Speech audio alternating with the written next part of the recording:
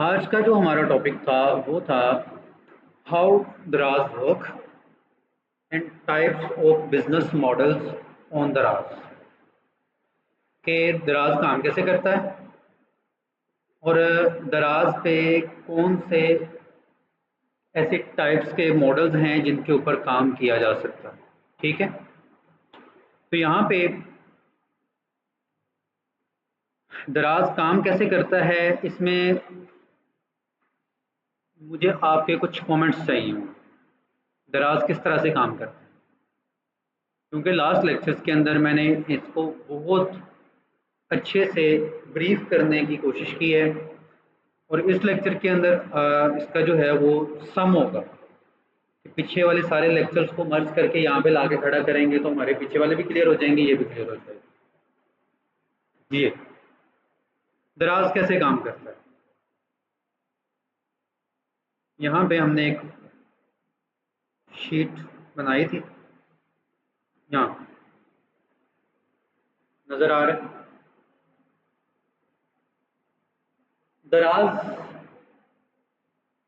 E commerce एक platform है, ठीक है। ई कॉमर्स का पता है क्या होती है, क्या होती है? Electronic business. एब्रीवेशन नहीं पूछी मैंने, मतलब पूछा। ठीक है, सबसे पहली चीज़ आ जाएगी कि ये एक ई कॉमर्स प्लेटफॉर्म है।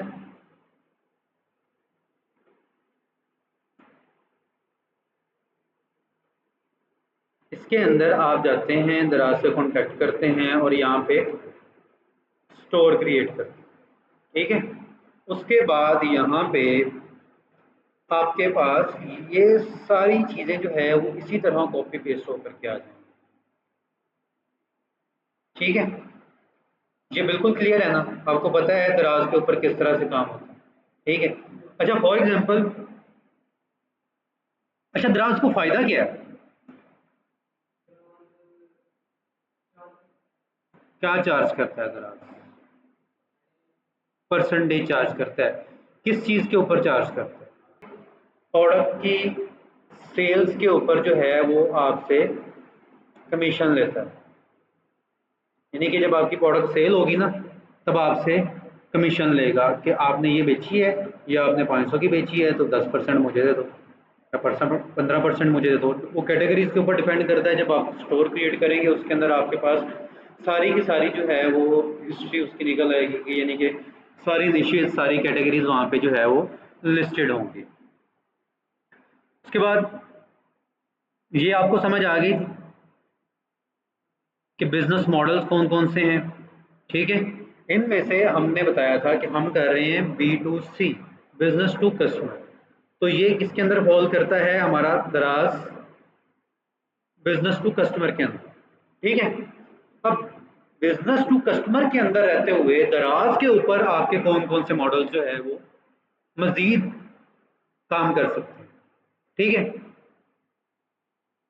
तो सिंपली दराज के ऊपर रहते हुए दो लोग काम कर सकते हैं। एक तो है कि जो ब्रांड, जैसे आपका जो है लक्स है, ब्राइट है, ठीक है, हायर है, डव है, इसके अलावा मल्टीपल, एसर है, वीवो कह लें, आईफोन कह लें, यानी कि जो ब्रांड्स हैं वो यहाँ पे काम कर सकते हैं, ठीक है। और दूसरे वो लोग हैं जिन जो ब्रांड्स नहीं हैं, यानी कि आप लोकली इंडिविजुअली भी अकाउंट बनाकर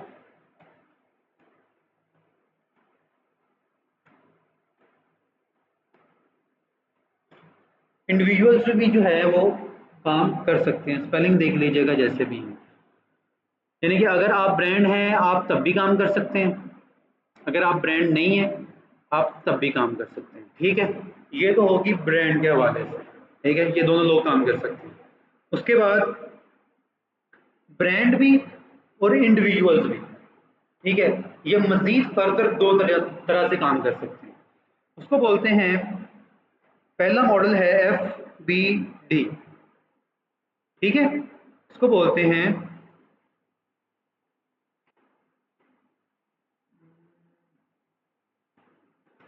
फुलफिलमेंट बाय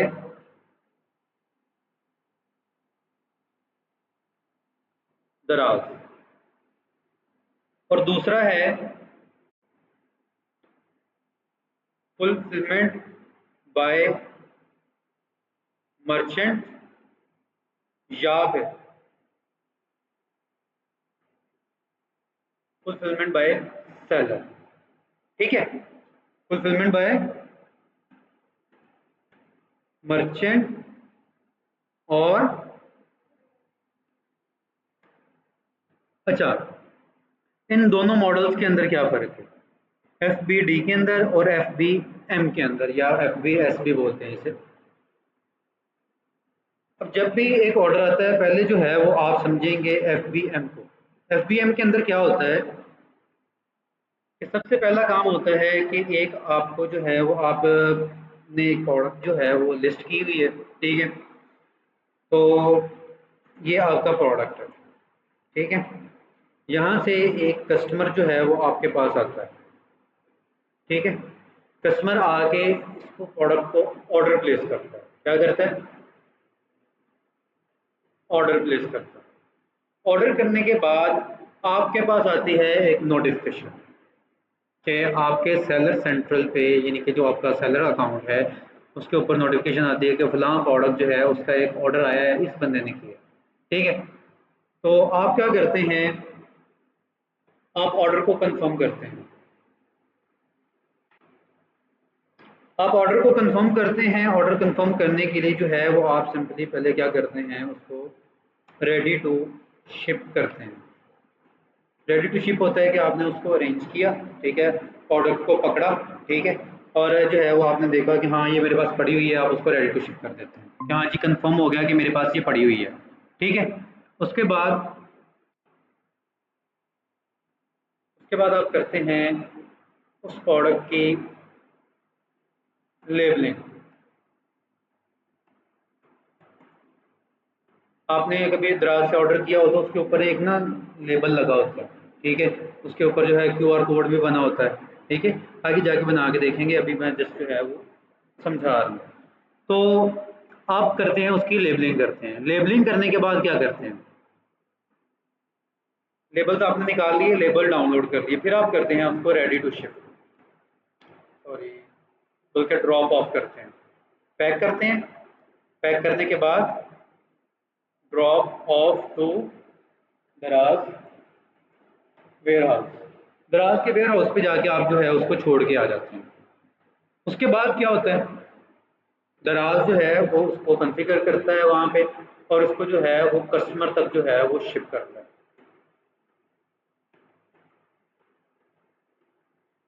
तो ये था तरीकाकार आपका कि अगर आपने कोई प्रोडक्ट लिस्ट की है तो उसको जब ऑर्डर आया, आपने क्या किया, उसको रेडी टू शिप किया है, आपने उसके ऊपर लेबलिंग की है, उसको पैक किया है, पैक करने के बाद आप दराज के वेयर हाउस तक छोड़ के आ गए।